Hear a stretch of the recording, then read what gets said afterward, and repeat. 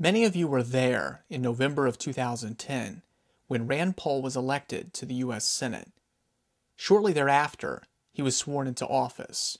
Since then, in just over a year in Washington, he's become one of the most recognizable names in American politics, and arguably the Senate's greatest champion of the Constitution.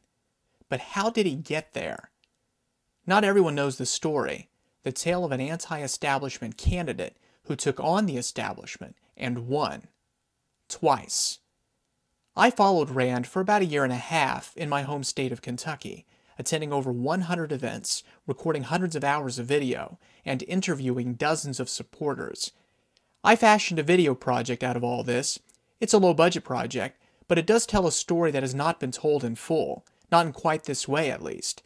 Many Rand fans, supporters of the senator, have been asking me about it, and I do want to offer this warning, for them as well as to you. It's not a big-budget movie. It's not a masterpiece either. And most of all, it's meant to be enjoyed by a rather limited audience.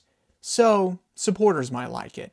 If you backed Rand from the beginning or voted for him, if you volunteered for his campaign at some point or participated in the various grassroots efforts to elect him, or if you donated to one of his money bombs or mini bombs or anything like that, then you might like it. In other words, it may be interesting for those of you who kept up with the Senate race or experienced it firsthand. The Rand Paul documentary will be a way for some of you to relive the experience. Unfortunately, I have come across some unexpected legal hurdles that account, in part, for the delay of the film's release. My main goal, at this point, is to get the film out there before the Republican presidential primary is over. And who knows, maybe the documentary will bring some additional attention to the elder Paul's ongoing presidential campaign. Ron Paul is in the documentary, after all. Until then, I'll prepare a movie trailer of the documentary. I'll release some outtakes as well, that is, scenes that were removed from the movie for one reason or another, and eventually I'll release the entire feature film.